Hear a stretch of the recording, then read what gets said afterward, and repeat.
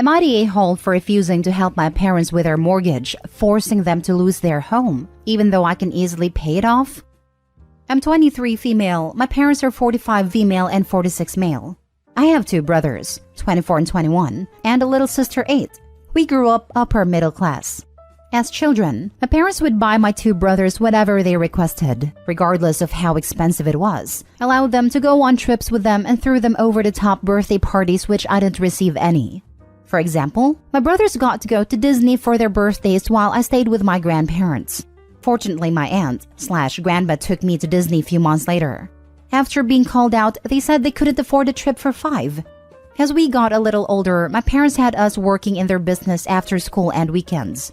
They gave both my brothers allowances for helping out while I didn't receive anything, though I was expected to do more.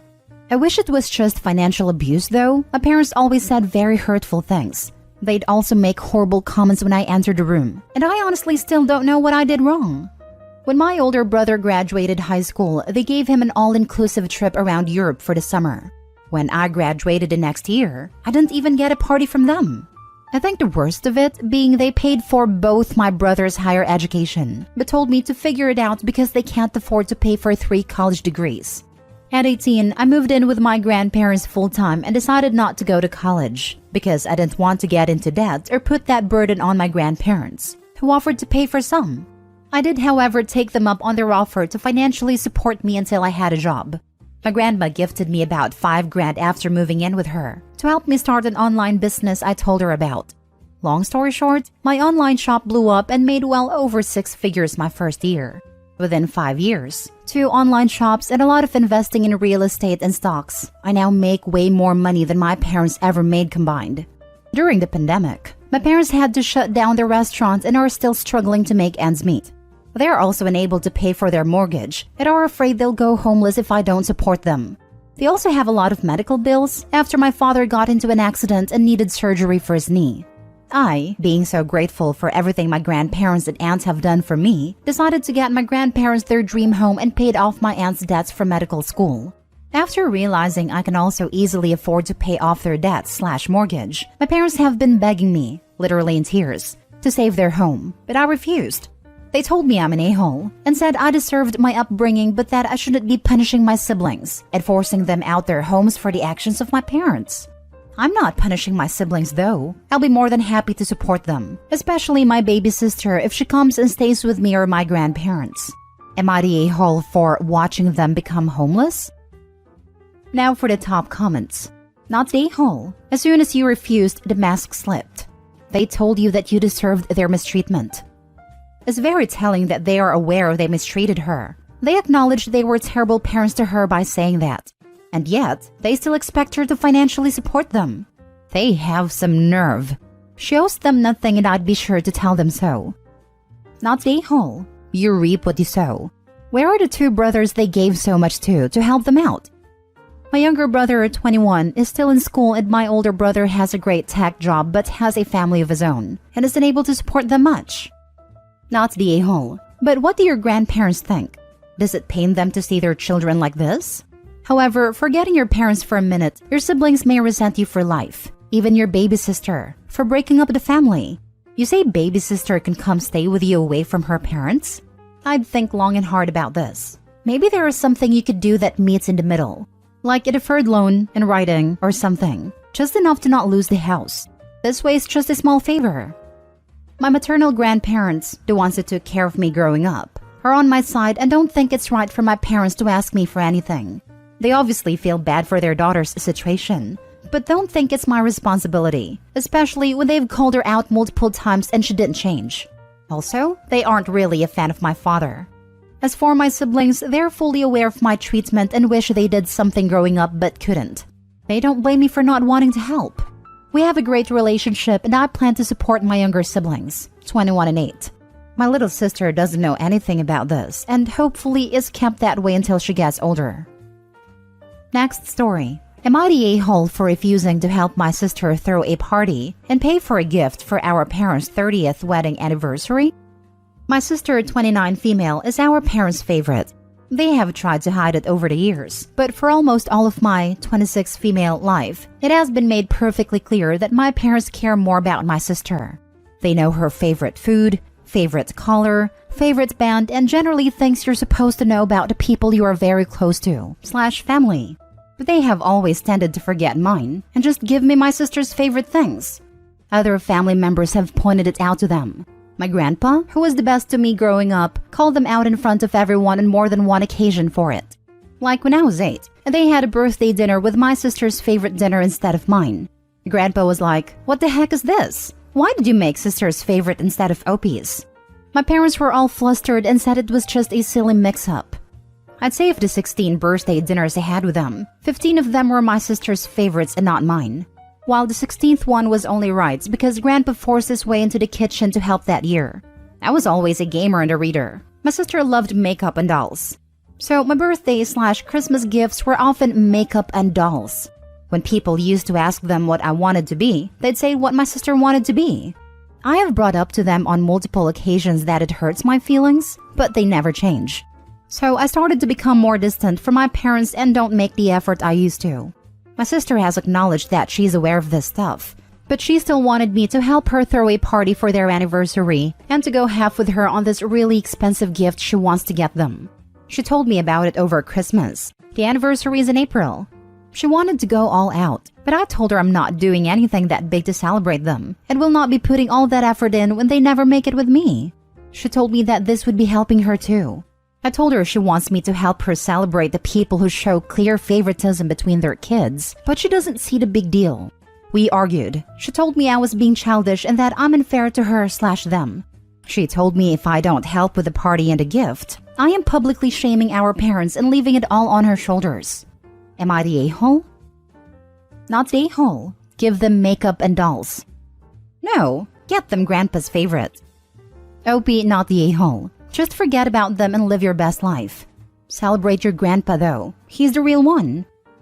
Not the a-hole. Favoritism or not, you don't have an obligation to pay expensive gifts to your parents nor to throw big parties. It is nice if you can afford it and if you have a good relationship with them, but not given. Your sister calling you unfair when it was your parents showing clear favoritism is laughable. Did your sister ever stand up for you? Not that it was her role, but it would have been nice. Her behavior in this situation is really selfish. It's about what she wants and what your parents want, disregarding what you want once again. She didn't. Other family members did, but she'd say nice things to me after it happened. That was about it. So it's not really standing up. More like a pat in the back, but she didn't do anything to make an unfair situation right. Definitely not a-hole, OP. Blaming the person who suffered from discrimination is not okay. What your parents did was not okay, and what your sister said to you is not okay. None of their bad behavior is your fault. Not the a-hole, and I'm surprised you're still keeping in touch with them. You aren't obliged to give your parents anything just because they made you. I hope you are surrounded by better people now. I have considered not being in contact with them anymore. Never took that step, but it has totally crossed my mind. I went low contact with my toxic family, and I couldn't be happier with my life. If you think it's something that will make you feel better and safer, then give it some more thought. Good luck. Next story. Am I the a-hole for not paying for the repairs for a car I gave to my nephew for free after buying myself a new one? Back in October, I decided to buy myself a new car, which is a used 2020 Jeep Compass. First vehicle I've gotten myself in over a decade. My nephew began college over the summer but had no car for transportation, and I was only going to get between $500 to $1,000 for it for trade-in or sale anyways. So, I decided to be a cool uncle and give it to him for free as his first vehicle. It was a 2008 Dodge and in pretty good shape. Drove well but had some problems such as oil pan leaking and some other minor work. So I brought it up with my brother, nephew's father, that I wanted to give my nephew my old car as a gift for free. I wasn't asking any money from them, but made it clear that they would have to pay for anything pertaining to the transfer to them and update the inspection or anything else that needed to be done. I also let them know of any problems with it that I knew of. When asked why I was getting a new car, I told them I had thought it was time, and I had a job and budget to get one. I had been thinking about it for a few years and finally decided I should just do it. They agreed and they took it to a mechanic they trusted and had to do about $540 worth of work on it. for brakes, inspection, oil pan, and some other minor work. He said not to worry about a bill, that he'd work it up later. My nephew was excited when we gave it to him when he was visiting on the weekend, so now he doesn't have to bum rides or take a bus. Well, a couple months go by and the mechanic finally gets around to making out the repair bill. That, like I said, came out to be about $540. Well, my brother now wants me to pay the bill and says I should have paid for all the work before I even gave it to my nephew. My response was, I told you what condition I knew of about a car, and that any repairs or transfer payments would be their responsibility. Now they are acting like I've cheated them somehow, when all I can think is that I gave them a car at no additional cost other than repairs, and somehow I'm the a-hole? What do you guys think? Should I have paid or chipped in for the repairs or what? Now for the top comments. Not the a-hole. You told them what the deal was. They accepted it. Now they want to change the rules. If they mention it again, politely tell them that if the repairs are too much, you'll gladly take the vehicle back. But those are the options. Either shut up and pay the bill or give it back. No good deeds goes unpunished. OP, tell them you want the car back. Then you'll sell it and make money off of it, since you don't want to burden them with a free car. Not the a-hole. I did something similar with a friend's son. I asked him for $1,000 for the car that he could pay over 10 months. He paid me $300 over 3 months. Complained about the work it needed, which I told him about, and his dad also looked at it with him. Tuned it out like teenage boys who think they're real mechanics do. And it broke down beyond repair 6 months into him owning it. He never paid me the other $700. His mom wouldn't hold him accountable. So I took the L and made a mental note that will just never do him a favor again. When I was younger, my father was going to buy a new car and trade in the old one. My neighbor heard about it and asked my dad if he could buy it. My dad reluctantly agreed because he believed mixing money and friendship was dangerous. Sure enough, after a month or so, the car died. My neighbor informed my dad about it and made him feel bad, so my dad paid him back all of the money. A few years later, my parents wanted to sell the house and move away. They told the real estate agent not to put up signs but to sell it quietly. When our neighbors discovered they had sold the house, they were upset because my parents hadn't told them, because they wanted to buy it for their son. My father was wise in his decision not to involve family and friends in money transactions. I've learned a valuable lesson. Last story. Am I the a-hole for not asking my ex when I am moving abroad?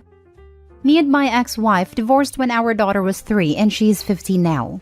I'm gonna be fair. Ex has a lot of issues, to the level that every member of her family, her mom, dad, siblings, cousins, uncles, aunts, etc., gave testimonies against her at the case custody. As a result, I was given sole legal and medical custody after the divorce. She was bound to child support. That was automatically cut from her salary that was also decided by the judge because she was found untrustworthy to handle this. The house we lived in was her father's, and he made her move out to a smaller flat of his and he transferred the deed to mine in my daughter's name. She's also not allowed to have anything but supervised visits, but she didn't visit since she is 5 years old, so I mostly raised her by myself, with the help of our extended families. 2 months ago, I got a job offer from a university in Uruguay to be a visiting professor for 3 years. After I talked with my daughter, we thought it was a good idea, and she said she wanted to see and experience South America. There, I also don't have a rigid schedule, so we can tour around South America in these 3 years. I also never went to South America other than Rio in late 1990s for Rio Carnival, so it will be a new experience for me too. And at the 27th of December, we moved to Uruguay. Her family was supportive and told us to enjoy this experience. But the problem is my ex. She called me and yelled at me for 30 minutes. Then my daughter took the phone from me and closed it to her face after saying, "Why do you care when you weren't there?" The thing is, my ex doesn't have any power over me and my daughter, so we can do anything we want. She also doesn't own the house she's living right now, and father-in-law can kick her out if he thinks she is out of line. So I might be abusing the power I have. Am I the a-hole? Not the a-hole. To your point, she hasn't cared for the past 10 years, so I think it's just the jealousy coming out in her. As long as you're legally able to move your daughter out of the country, go for it. Enjoy your life and don't look back. This indeed. OP, don't even bother to let her father kick her out. Put your energy elsewhere. Just ignore her calls and go have fun with your daughter. If her father is annoyed with her, he can handle her himself. And I hope your daughter will have a blast. Not the a-hole for me, I reckon. I'm a little confused as to what the problem is that you describe at the end.